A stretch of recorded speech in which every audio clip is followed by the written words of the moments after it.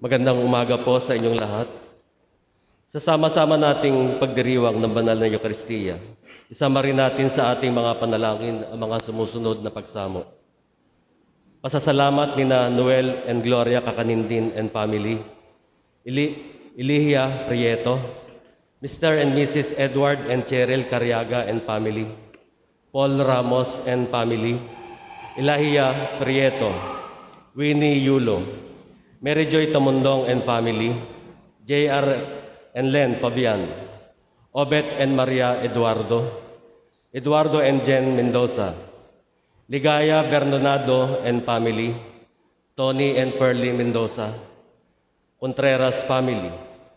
Para sa mga natatanging kahilingan ni na San Pablo family, Inang Rosa and family, Mile and Linda Rosales, Fabian family, Gary and Bernadette del Rosario, Ginaline Resuelo, Ray and Digna Dominguez and family, Boyet Santos and family, Rene Santiago and family, J. and Aurora Ignacio and family, Divine Nicolas, Remy Cruz, Len Cariaga, Kathleen de la Cruz, Ligaya Berdonado, Pinky Hones, and Sonia Villarin.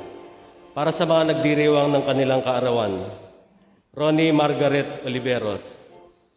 Para sa maagang pagaling ng mga Leonila de la Cruz, Ruben and Aurelia Santiago, Rubis family, Milo Kakanindin, Fernando Estrada, Nancy Ramos, Hannah Bencer, Asuncion San Pedro, Arlene Espiritu, Felisa Lorca, Giancarlo de la Cruz, Rupo Gulinao, Ricardo and Pete, Rita and Teodora, Portia Margarita Nicolas, Joy and Kate.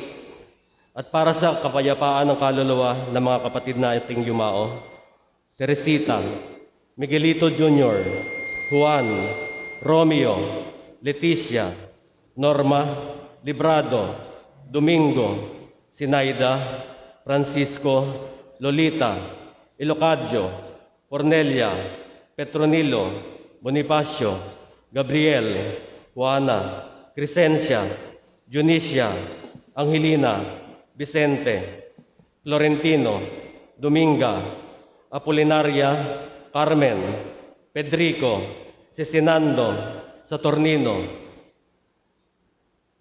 Leona, Juliana, Christopher, Leonardo, Jocelyn, Jeffrey at Danilyn.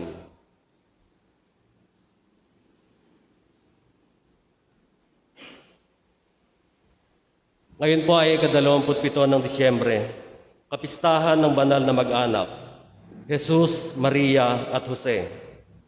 Sinabi ni Simeon kay Maria, ang puso mo'y para na ring tinarakan ng isang balaraw. Tayo ay bayang nagmamahal kay Maria. Liturhiya. Ang debosyon sa Sagrada Pamilya ay nagsimula noong ika-17 siglo. Itinakda ang kapistahan ay para sa buong simbahan noong taong 1921.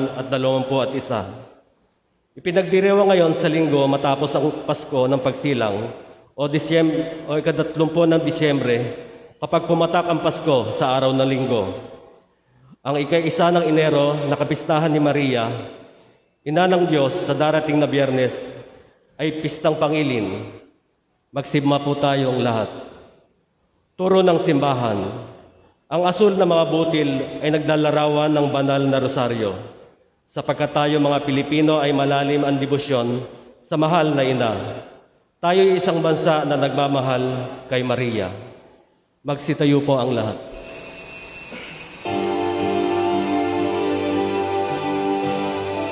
O magsaya at matiwang, pagkat sinilang na ang hari ng lahat, ang hari ng lahat. Kaya't ating buksan ang pinto ng ating pagmamahal.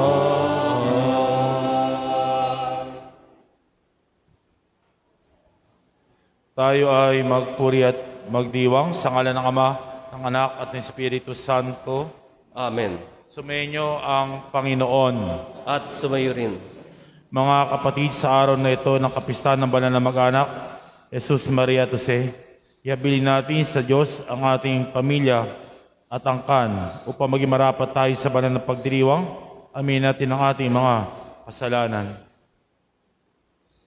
Inaamin ko sa makapangyarihan Diyos at sa inyo mga kapatid, na lubha ako nagkasala sa isip, salita at sa gawa at sa aking pagkukulang. Kaya sinasamo ko sa mahal na Birheng Maria, sa lahat ng mga anghel at mga banal, at sa inyo mga kapatid na ako'y panalangin sa Panginoong ating Diyos. Kaawaan tayo ng makapangyarihan Diyos, patawarin tayo sa ating mga kasalanan at patnubayan tayo sa buhay na walang hanggan. Amen. Amen.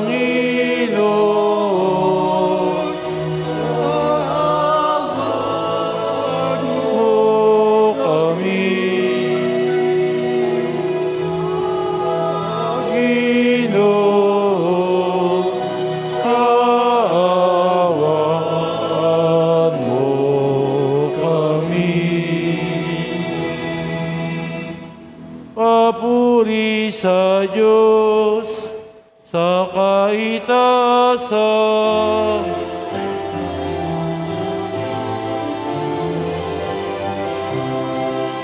At sa lupa'y kapayapaan sa mga taong kinalutan niya. Pinupuri ka namin, dinarangan ka namin, sinasamba ka namin, ininamuni ka namin, pinasasalamatan ka namin, sa iyong dakilang aking kapurihan. Panginoong Diyos, alin ang langit sa mga kapangyarihan sa lahat. Panginoong Jesucristo, bukod na anak. Panginoong Diyos, Kordero ng Diyos,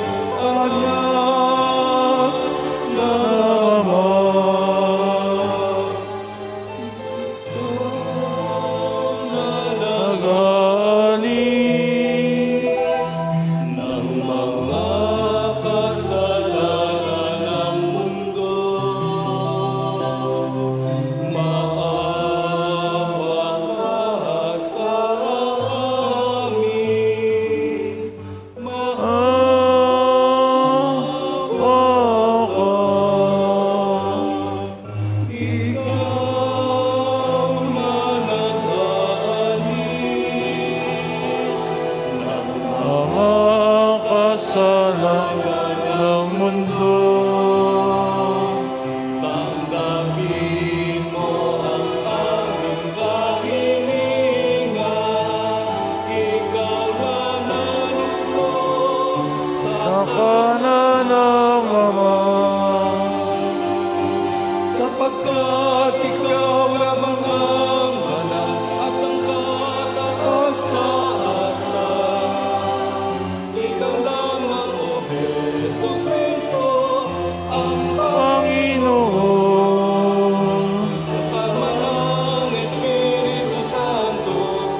sa kadakilaan ng Diyos Ama. Amen.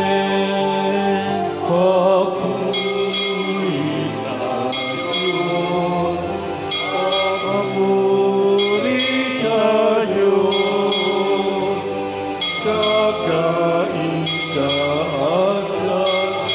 papuri sa Diyos, sa kaitaasan, papuri sa Diyos.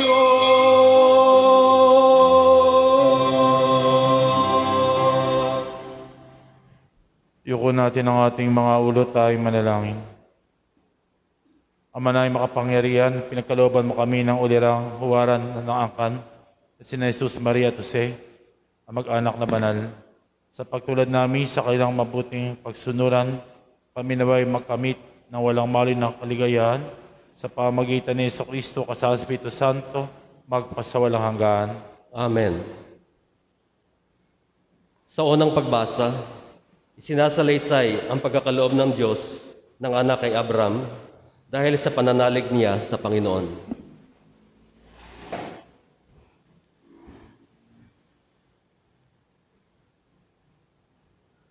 Ang salita ng Diyos mula sa aklat ng Henesis. Si Abraham ay nagkaroon ng isang pangitain. Narinig niyang sinabi sa kanya ng Panginoon, Abraham, huwag kang matatakot ni mangangambaman. Kalasag mo ako, kita'y iingatan. At ikaw ay aking gagantimpalaan. Ngunit sinabi ni Abraham, Panginoon, ano pang gantimpala ang ibibigay mo sa akin? Wala naman akong anak. Wala akong tagapagmana, kundi si Eliezer na taga Damasco. Hindi mo ako pinagkalooban ng anak. Kaya, isa akong alipin ang magmamana ng aking ari-arian. Sinabi ng Panginoon, hindi alipin ang magmamana ng iyong ari-arian. Anak mo ang magmamana. At inilabas siya nito at sinabi sa kanya, masdan mo ang mga bituin. Mabibilang mo ba iyan? Ganyan karami ang magiging anak mo at apo. Nanalig si Abraham. At dahil dito'y kinalugdan siya ng Panginoon. Nilingap ng Panginoon si Sarah at tinupad ang kanyang pangako. Ayon sa sinabi ng Diyos, si Sarah ay nagdalang tao at nanganak ng lalaki. Bagamat matanda na noon si Abraham, Isaac ang ipinangalan ni Abraham sa kanyang anak. Ang salita ng Diyos. Salamat sa Diyos. Ang Diyos natin Panginoon, tipan niya'y habang panahon. Ang Diyos natin, Panginoon, tipan niya'y habang panahon. Dapat na ang Diyos, itong Panginoon, ay pasalamatan. Ang kanyang ginawa sa lahat ng bansay dapat ipaalam. Siya ay purihin, suubin ng awit, ating papurihan. Ang kahangahangang mga gawa niya'y dapat na isa-isay. Ang Diyos natin, Panginoon, tipan niya'y habang panahon. Tayo ay magalak, yamang lahat tayo ay tunay na Kanya. Ang Kanyang pangalan, ang pangalang banal, napakadakila. Lahat ng may nais maglingkod sa poon, dapat na magsaya. Siya ay hanapin, at ang Kanyang lakas ay siyang asahan. Siya ay hanapin upang mamalagi sa Kanyang harapan. Ang Diyos natin, Panginoon, tipan niya'y habang panahon. Ating gunitain ang kahangahangan niyang mga gawa. Ang kanyang paghatol, gayon din ang kanyang ginawang himala. Ito'y nasaksihan ng mga alipit anak ni Abraham, gayon din ng lahat na anak ni Jacob na kanyang hinirang. Ang Diyos natin, Panginoon, tipan niya'y habang panahon. Ating gunitain ang kahangahangan niyang mga gawa. Ang kanyang paghatol, gayon din ang kanyang ginawang himala. Ito'y nasaksihan ng mga alipit anak ni Abraham, gayon din ng lahat na anak ni Jacob na kanyang hinirang. Ang Diyos natin, Panginoon, tipan niya'y habang panahon. Ang tipang pangako'y laging nasa isip niya kailanman.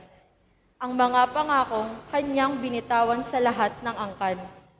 Ang tipan ng Diyos ay unang ginhawa niya kay Abraham. At may mga pangako ring ginawa kay Isaac na lingkod ng mahal. Ang Diyos natin, Panginoon, tipan niya'y habang panahon.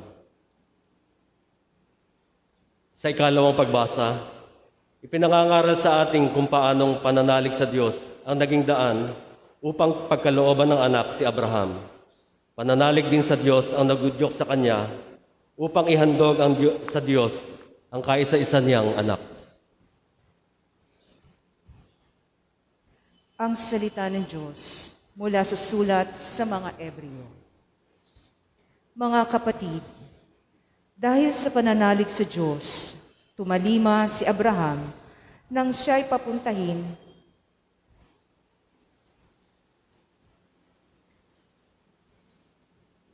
ng Diyos sa lupang ipinangako sa kanya at humayo siya, bagamat hindi niya alam kung saan paroroon. Dahil din sa pananalig sa Diyos, si Sarah, bagamat matanda na, ay niloob ng Diyos na magkaanak sapagkat nanalig siya na tapat ang nangako. Kaya't sa taong may tuturing na halos patay na, ay nagmula ang isang lahi na naging kasindami ng bituin sa langit at ng buhangin sa dalampasigan. At nang subukin ng Diyos si Abraham, pananalig din ang nag-udyok sa kanya na ihandog si Isaac bilang hain sa Diyos. Handa niyang ihandog ang kaisa-isa niyang anak, gayong ipinangako sa kanya ng Diyos na kay Isaac magmumula ang magiging lahi niya. Naniniwala siyang muling mabubuhay ng Diyos si Isaac. At sa patalinhagang pangungusap, nabalik nga sa kanya si Isaac mula sa mga patay. Ang salita ng Diyos. Salamat sa Diyos. Magsitayo po ang lahat.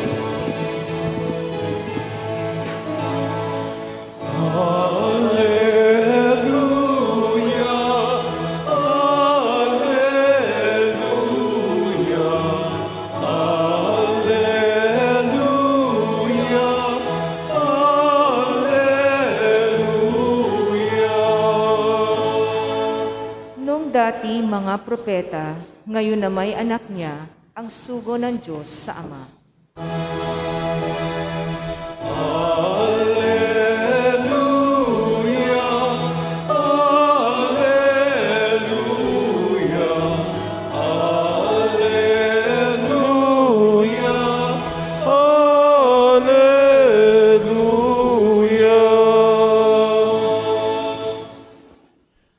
Sumainyo ang Panginoon.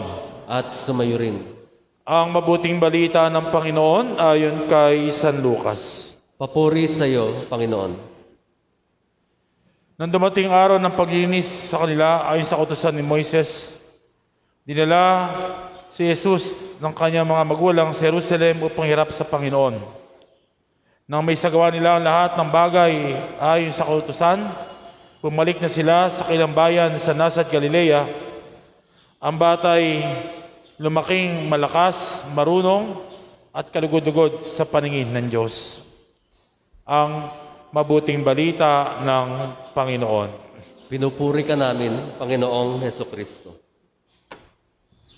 Magandang umaga po sa inyong lahat. God is good. All the time. Palakpakan po natin ng Panginoon. Sa araw pong ito, ating pinagdiriwang ang dakilang kapistahan ng banal mag-anak, Jesus, Maria, at Jose. Nawa tayo nanood ng misang ito sa inyong mga smartphone, smart TV, at computer, at mga social media platform. At tayo nandito ay ating tunay nga makita ng banal mag-anak ang maging gabay ng ating buhay upang tahakin natin ang buhay na walang hanggan. Meron po mag-asawa, laging tumataya ng loto. Kapag meron sila kombinasyon ng mga numero, saan ay Ito ang kailan lagi tinatayaan. Pag yung lalaki may trabaho, nasa conference, itong si babae ang tumataya. At isang araw nga, nasa conference itong si lalaki, at may tumawag sa telepono sa bahay na sinasabing, tumama ng araw na yon ang kanilang numerong kailang inaalagaan. Yung kombinasyon ng mga numero.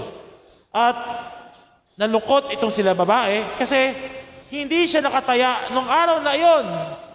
Kahit di niya ano kanyang gagawin kasi tagal-tagal nilang inaalagaan yung numero, pero hindi niya natayaan. Kaya siya na-depress at di niya alam ang kanyang gagawin. Baka sila kung ano gawin sa kanya ng kanyang asawa. Hanggang sa bandang huli, siya ay nagpakamatay. Ang masakit pa nito, hindi naman pala totoo yung tawag sa telepono na sila'y tumama sa loto. Nakapangihinayang. Hindi ko sinasabi huwag tataya sa loto, kundi anong sinasabi sa kwentong ito na hindi dapat pagbatayan ng tunay na kaligayahan anumang mga bagay sa mundong ito. Anumang kombinasyon ng mga material na bagay, ito po'y pangmadalian lamang. Kundi dapat ang maging pundasyon ng ating buhay, pamilya, ay walang iba kundi ang banal na mag-anak na sina Jesus, Maria, at Jose. Sila dapat ang maging batayan ng ating buhay. Kaya nga, ano ang dapat nating unang pinakamahalagang dapat tignan ay na tinuturo sa atin na ang Diyos ang mas mahalaga kaysa anumang bagay sa mundong ito. Kung nandun si Jesus sa buhay natin, ano mga ating pinagdadaanan, iti ating mapagtatagumpayan. Ano mga hirap, iti ating maaayos lahat sapagkat ang Panginoon ang dapat maging daan ng ating buhay. Kaya nga, ito ang ating hinihingi sa araw na to ng bawat pamilya. Hindi man tayo perfectong pamilya. Wala naman pong perfectong tatay, wala naman pong perfectong nanay, at wala rin pong perfectong anak. Pero hindi po nagkamali ang Diyos na kayo ang maging buong pamilya. Hindi nagkakamali ang Diyos kung bakit sila naging magulang mo at sila naging anak mo. Sapagkat ang Diyos na may hawak ng ating buhay, kailanman hindi tayo pababayaan. Meron pong isang lalaki, si Luis Martin, na gusto niyang maging monghe, at nung siya pumasok dito para mag-apply, siya po ay hindi tinanggap. Ang sabi ng pinaka-superior, bumalik ka sa mundo at bumuo ka ng isang pamilya. Meron namang isang babae, si Celia Guerin, ang sinabi din, gusto niya magmongha, ngunit ang sabi nung superior din ng Sisters of Charity, ang bukasyon mo ay sa mundo. Gusto ng Diyos na ikaw ay bumuo ng isang pamilya. Itong dalawang ito ay nagkita at nagkainlaban. Itong si Luis Martin at itong si Celia Guerin. At sila nagsasama na bilang mag-asawa, kailang dasal na magkaroon silang anak na lalaki na kailang pagpapariin, pag sila maging pari at maging misyonero. Ngunit hindi po sila pinagkalooban ng lalaki, kundi panay babae kailang naging anak. Ngunit, ang kailang mga anak ay nagmongha at ang isa nga doon ay si Saint Teresa ng Niño Jesus o ang patron ng mga misyon at ng mga pari.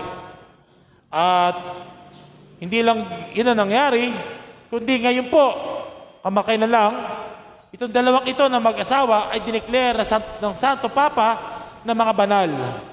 Sila po naging patron ng pamilya, itong si St. Louis Martin at si St. Cecilia Guerin, upang ipakita na sa simpleng mga pamumuhay natin, sa lahat ng ating ginagawa bilang isang pamilya, iti magiging daan pala ng ating kabanalan. Kaya nga po itong ating panalangin ngayon sa panahon ito ng pandemic, Nawa ang bawat pamilya sa iba't ibang pagharap sa problema ay makita nila na ang Diyos ay kasama nila. At maging hamon lagi sa bawat pamilya ng miyembro ng pamilya ang pagpapahalaga sa isa't isa. Maging sensitive po tayo sa isa't isa. Baka kasi hindi natin alam sa panahon ito ng pandemic, mayroon na palang iba't ibang pinagdadaanan ang bawat miyembro ng pamilya. At sa bandang huli, baka tayo ay manghinayang at magsisi kasi meron tayong hindi nagawa na dapat natin nagawa. Naalala ko, nung isang misa sa isang parokya, pagkatapos ko magmisa ay may lumapit sa akin mga kabataan na nagpapasick call sa ospital. At nung nasa daan na kami, tinatanong, ano ba sakit ng kaibigan nila? Hindi nila masabi. Kaya lang, nung nasa ospital na kami, hindi na namin inabot ang buhay yung kailang kaibigan na 20 years old na kabataang babae. May trabaho, at umiiyak yung mga magulang kasi kailang anak ay nagpakamatay. Hindi na alam kung bakit nagpakamatay yung kailang anak. Hindi na alam may problema palang pinagdadaanan. Hindi rin pala alam ng kanyang mga kaibigan na siya may pinagdadaanan. Sa likod pala ng saya at lungkot, ng saya ay may kalungkutan. Sino kaya ang dapat sisihin? Wala na siguro kasi hindi nga alam kung bakit nangyari yun. Sino kaya nagkulang? Yung magulang kaya? Yung anak kaya? O yung mga kaibigan kaya? Maraming mga tanong na hindi masasagot kasi wala na yung taong concern. Kasi tinapos na niya ang kanyang buhay. Kaya nga, mga kapatid kong inigiliw, pagdasal natin ang bawat pamilya sapagkat di man tayo perpekto. Sana sa panahon ito ng pandemic, maging sensitibo tayo sa isa't isa. Maglaan ng panahon, pag-uusap, at higit sa lahat, manalangin bilang isang pamilya. Sa di natin kaya ang problema, kaya ito ng Diyos, sapagkat walang imposible sa Panginoon. Kasihan tayo ng Diyos sa misang ito at pagdasal ng bawat pamilya ng ating sa panalangin at gabay ng banal na mag-anak, Jesus, Maria at Jose. Upang ang bagong taon na ito ay salubugin natin ng may kagalakan sapagkat napuno tayo ng pagmahal ng Panginoon upang pagmahal din ito ay ating maibigay sa ating tahanan at pamilya. Amen. God is good. All the time. All the time. God is good. Palakpakan natin ang Panginoon. Ipayag natin ngayon ang ating pananampalataya. Sumasampalataya ako sa Diyos amang makapangyarihan sa lahat na may gawa ng langit at lupa. Sumasampalataya naman ako kay Hesus Kristo, ang isang anak ng Diyos, Panginoon nating lahat, nagkatawang tao siya na lang ng Espiritu Santo. Pinanganak sa Tamanang Birhen, pinagpakasakit ni Poncio Pilato, pinako sa krus na matay ni Libing, nanawag sa kawan ng mga yumao, nang may katlong araw na buhay na magli, umakyat sa langit, naluluklok sa kanan Diyos amang makapangyarihan sa lahat. Doon magmumula at parito kung sa nabubuhay ng amatay na tao. Sumasampalataya naman ako sa Diyos Espiritu Santo, sa banal na simbahang Katolika, sa kasamaan ng mga banal, sa kapatawaran ng mga kasalanan, sa pagkabini ng matay na tao, at sa buhay na walang hanggan. Amen.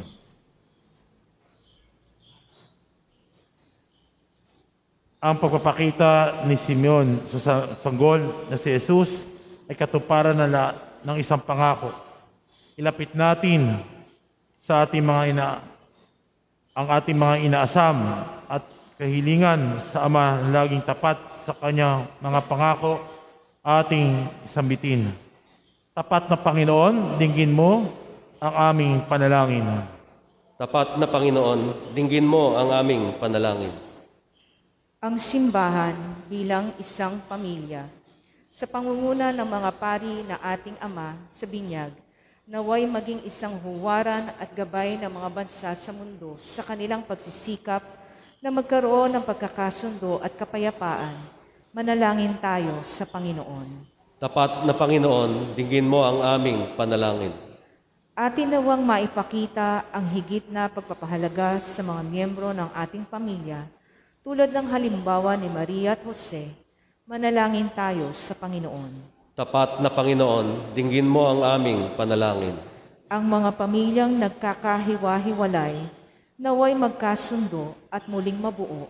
Manalangin tayo sa Panginoon. Tapat na Panginoon, dinggin mo ang aming panalangin. Ang mga may sakit, naway makadama ng init ng pagmamahal at pagkalinga mula sa mga kasapi ng kanilang sariling pamilya. Manalangin tayo sa Panginoon. Tapat na Panginoon, dinggin mo ang aming panalangin. Ang mga pumanaw na sa mundong ito, lalo na ang ating mga kapamilya, naway pagkalooban ng walang hanggang katiwasayan at liwanag. Manalangin tayo sa Panginoon. Tapat na Panginoon, dinggin mo ang aming panalangin. Sa katahimikan ng ating puso, dilog pa natin iba pa natin mga natatanging kahilingan at panalangin sa bawat tahanan at pamilya na sila ay basa-basa ng pang-ingatan ng Panginoon higit sa panahon ito ng pandemic upang sa pagsalubong natin sa bagong taon, maranasan lagi natin ang pagkabay ng ating Panginoon. Amang nasa langit, balutin mo kami ng kabutihan at pagtitiyaga sa pagpapatuloy ng aming buhay. Marapating mong higit kaming lumago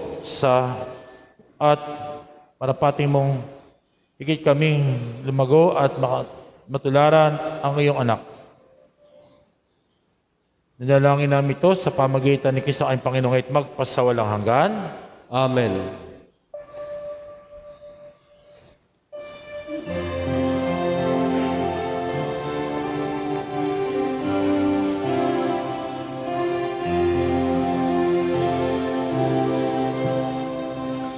Alay namin sa Pasko.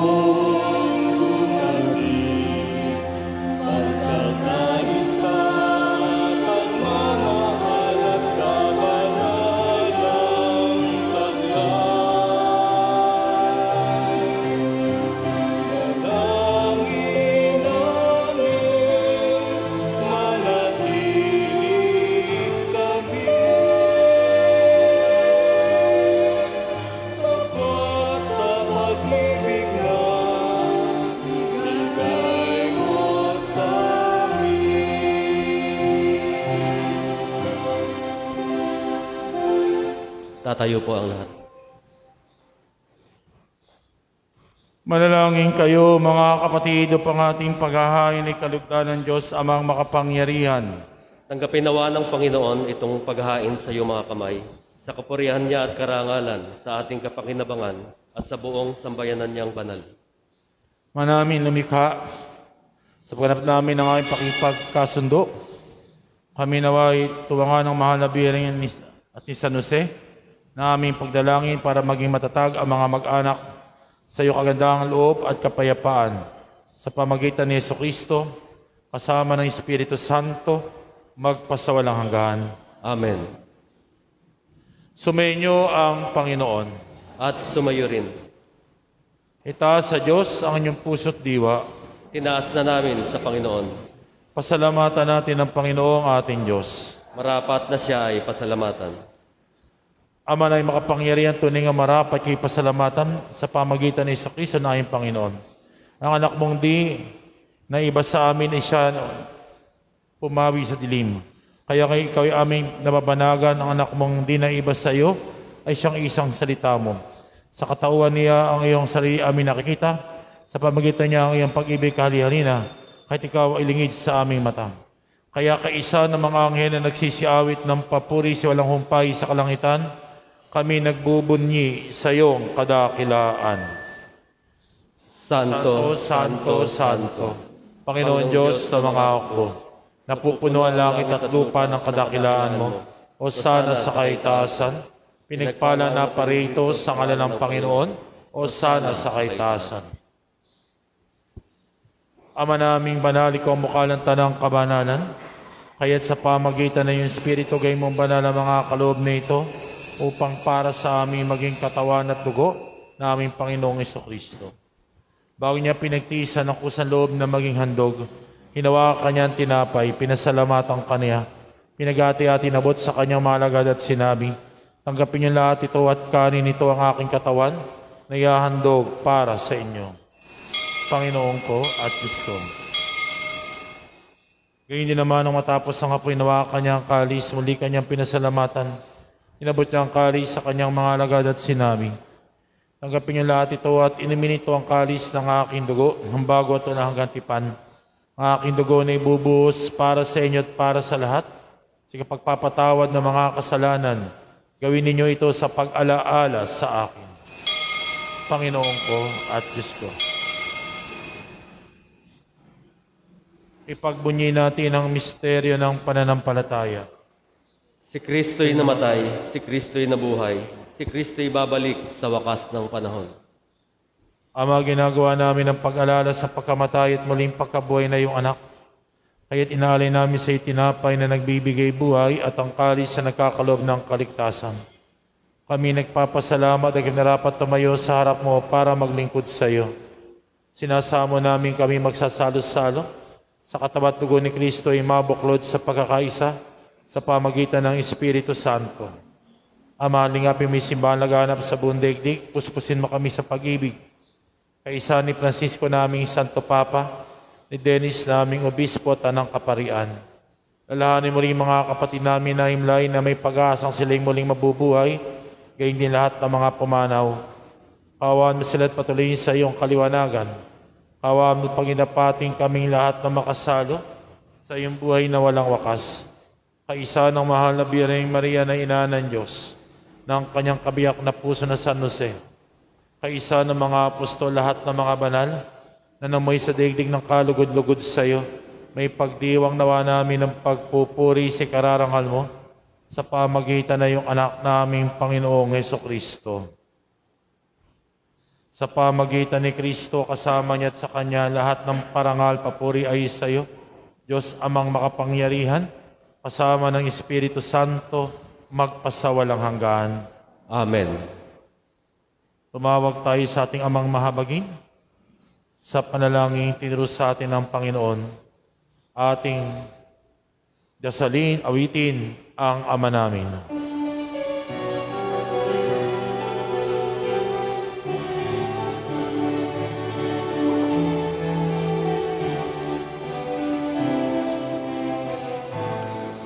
Ama namin, sumasalangit ka, sambahin ang ngalan mo. Sa amin ang kaharian mo. Sundin ang loob mo. Dito sa lupa para ng sa langit. Bigyan mo kami ngayon ng aming kakanin sa araw-araw at patawarin mo kami sa aming mga sala. Para naman mapatawad namin sa nagkakasala sa amin. At huwag mo kaming ipaintulot sa tukso. At bigyan mo kami sa lahat ng masama. Hinihingi namin kami nagya sa lahat ng masama, pagkalooban ng kapayapaan araw-araw. Iligtas sa kasal sa pamakan, samantalang pinananabikan ng dakilang papayag ng tagapagligtas namin si Jesucristo. Sapagkat iyo ang kaharian at ang kapangyarihan at kapurihan, magpakailanman. Amen. Panginoong Isus, sinabi mo sa iyo mga apostol, kapayapaan iniiwan ko sa inyo, kapayapaan binibigay ko sa inyo. Tunghayin mga aming pananampalataya at kakasala, pagkalooban mo kami ng kapayapaan at pagkakaisahin sa iyong kalooban. Kasama ng Espiritu Santo, magpasawalang hanggan. Amen. Kapayapaan ng Panginoon laging sumainyo. At sumayo rin. Iba'y kapayapaan ni Kristo sa bawat isa. Peace be with you. Kapayapaan po ay sumainyo lahat. Kordero ng Diyos, Na nag-aalis ng mga kasalanan ng sanlibutan, maawa ka sa amin. Kordero ng Diyos na nag-aalis ng mga kasalanan ng sanlibutan, maawa ka sa amin. Kordero ng Diyos na nag-aalis ng mga kasalanan ng sanlibutan, ipagkaloob mo sa amin ang kapayapaan. Mga kapatid ko, Kordero ng Diyos na nag-aalis sa mga kasalanan sa libutan, tumatawag sa itaas natin sa Kanya, ating kahit mapalad tayong tatanggap sa banal na piging. Panginoon, hindi ako karapat-dapat na magpatuloy sa iyo, ngunit sa isang salita mo lamang ay gagaling na ako.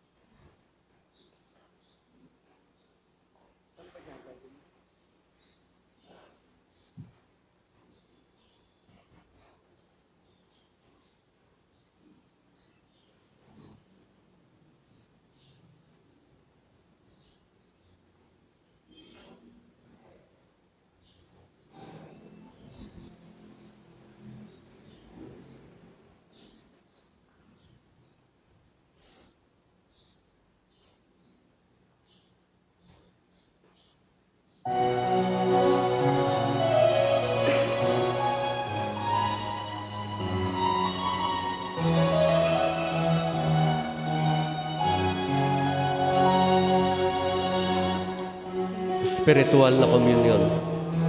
Panginoong Hesus, ako ay naniniwala, ikaw ay nasa kabanal-banalang sakramento. Iniibig kita ng higit sa lahat at ninanasa kong tanggapin ka sa aking kaluluwa. Sapagkat sa mga sandaling ito, hindi kita matatanggap sa sakramento. Tumuloy ka sa Espiritu sa aking puso. Niyayakap kita na para bagang naririto ka na at iniaalay ko ng buong buo ang sarili ko sa iyo. Huwag mong hayaang mawalay ako sa iyo. Amen.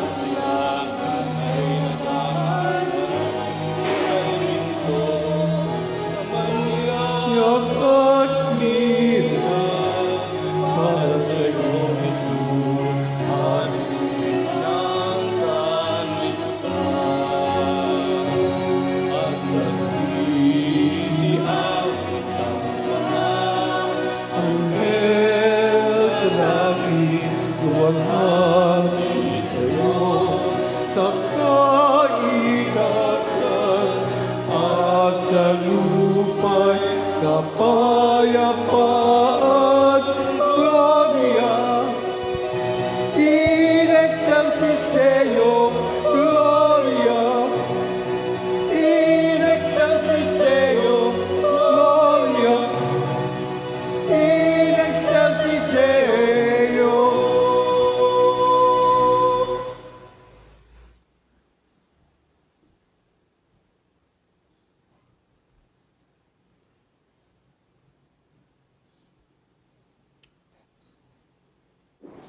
Tatayo po ang lahat.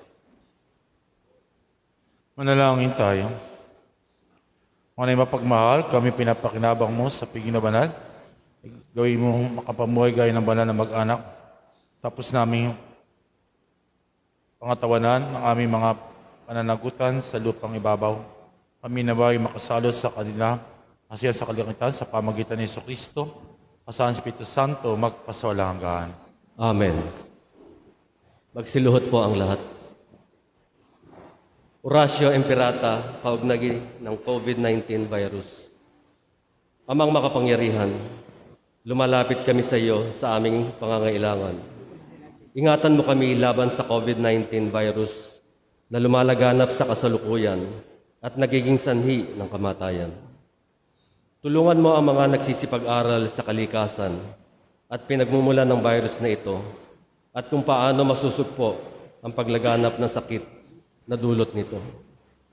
Gabayan mo ang mga kamay at isipan ng mga eksperto sa medisina nang mapaglingkuran nila na may puso at kakayahan at mga may karamdaman at sa mga sangay ng pamahalaan at mga pribadong ahensya na makatagpo ng lunas at solusyon sa salot na ito. Isinasamo namin ang mga dinapuan ng sakit na ito ay mabalik sa kalusugan sa madaling panahon. Kumilos nawa kami sa ikabubuti ng lahat at matulungan ang lahat ng nangangailangan.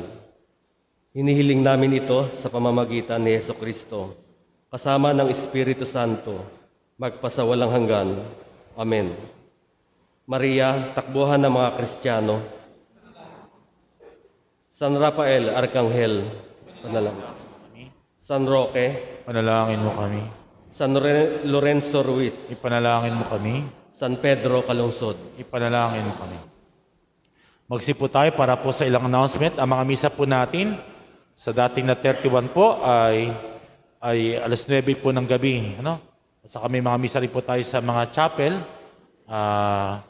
Makipagdala lang po sa SPPC sa 31. Dito po sa January 1, ang misa po natin dito ay 7, 8:30 at 5 ng hapon. Magdala po tayo, katulad ginagawa natin. Ito pinakita ko sa isang matandang pari na aking tulalaran din po dahil maganda po na magdadala po tayo ng chok, kandila at tubig na may asin na babasbasan po sa loob ng misa sa araw na yon, sa 31 o 1. Tapos ay inyo pong babasbasan na inyong mga tahanan. Si tatay ang magbabasbas. Pwede siya po magsulat sa may pinakapintuan ng bahay nila. May ku sa taas, tapos JHS, tapos 2021, no? Yun po ang isusulat.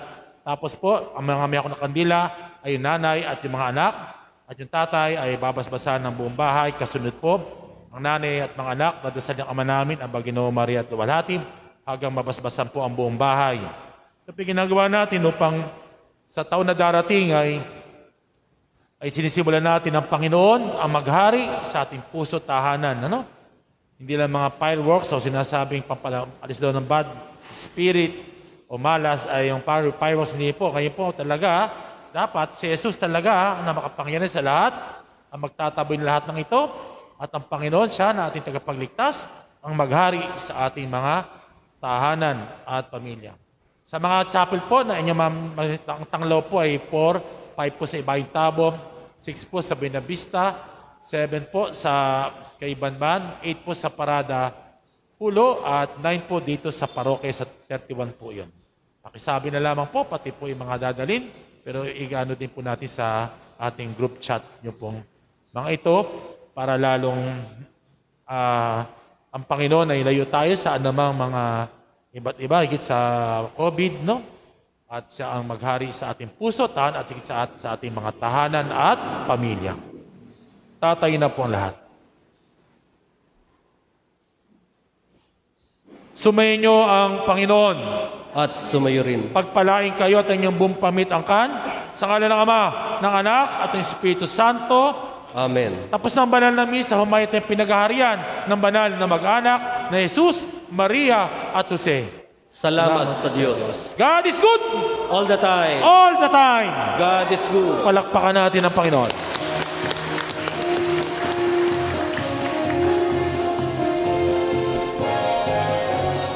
Ang Pasko ay tumapit, tayo ay magsiawit ng magagandang hilig, dahil sa Diyos ay pag-ibig, ng Kristo ay silang, may tatlong haring nagsidalaw, at ang bawat isa ay nagsipaghandog at tanging alay.